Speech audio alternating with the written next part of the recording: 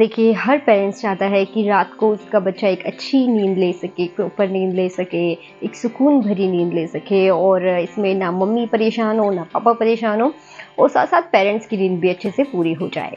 तो देखिए, बच्चे नींद लेते हैं पूरी, मैंने काफ़ी बच्चों को देखा है, इवन मेरे दोनों बच्चे रात को सो जाते हैं।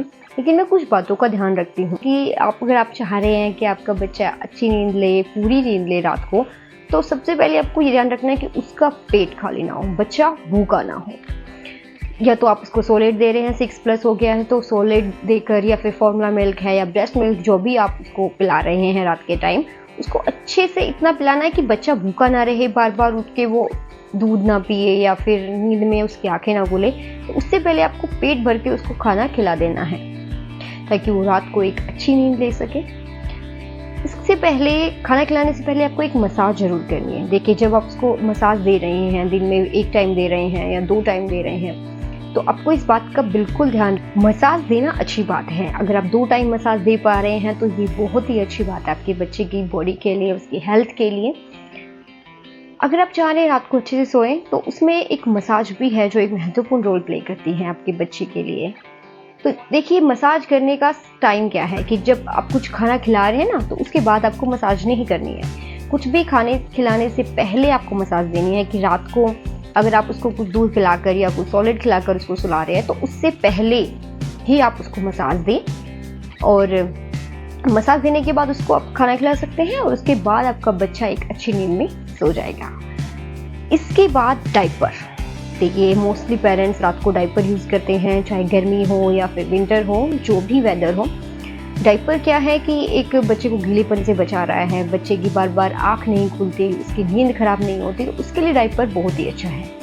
लेकिन हमें ध्यान रखना है डायपर वेट ना हो जाए, ज़्यादा हैवी ना हो जाए, या बच्चे अगर पोटी कर देते हैं और हमें कभी पता नहीं चल पाता है, तो इससे बच्चे को रैश तो होते ही हैं, साथ में बच्चे की नींद भी खराब हो रही है और वो रैश से परेशान हो जाएगा, फिर वो अच्छी नींद भी नहीं ले पाता है।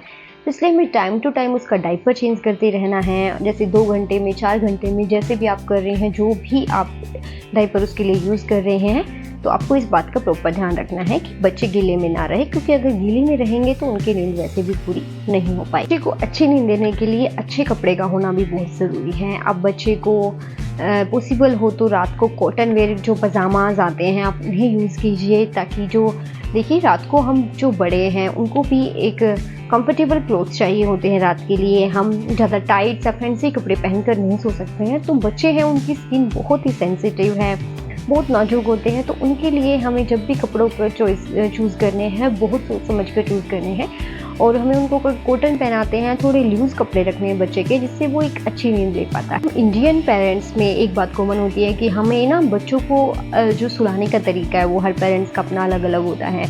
तो हम लोरियाँ सुनाकर या राइम्स सुनाकर या फिर गायत्री मंत्र, जो भी हमें उस टाइम अच्छा लग रहा है या फिर हमें लग रहा है कि बच्चा इस चीज़ को जल्दी कैच कर लेगा, तो जो भी हम एक पकड़ लेते हैं अपनी, कि हमें इस ट्रिक से बच्चे को सुलाना है, तो अगर हम उसको फॉलो कर रहे हैं, डेली है, हमारे डेली रूटीन में वो ऐड हो गई है कि बच्चे को सुलाने से पहले हमें गायत्री मंत्र उसको सुनाना है, राइम्स सुनानी है या फिर लोरी सुनानी है, तो बच्चे को उस चीज़ की हैबिट हो जाती है और वो उस चीज़ को सुनकर बच्चा सो जाता है। तो आप ये भी ट्राई कर सकते हैं। आपको ये वीडियो कैसी लगी मुझे कमेंट करके बताना, और साथ में ये कमेंट भी कीजिएगा कि आप अपने बच्चे को सुलाने के लिए क्या यूज़ कर रहे हैं, कौन सी लोरियाँ बच्चे को सुनाते हैं, या फिर अपने बच्चे को सुलाने के लिए आपने क्या कंफर्टेबल जो जोन होता है आपने वो क्रिएट किया हुआ है। तो ये सब बातें आप कमेंट करके बता सकते हैं। मिलती हूँ आपसे नेक्स्ट वीडियो में, तब तक के लिए बाय बाय।